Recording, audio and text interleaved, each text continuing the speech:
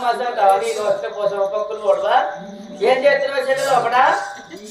ఏం చేస్తున్నానంటే ఇప్పుడే ఇసురాకు ఒక పీసు కొట్టి ఇల్లు అనుకుంటున్నాను ఇసులో ఇల్లు కత్తా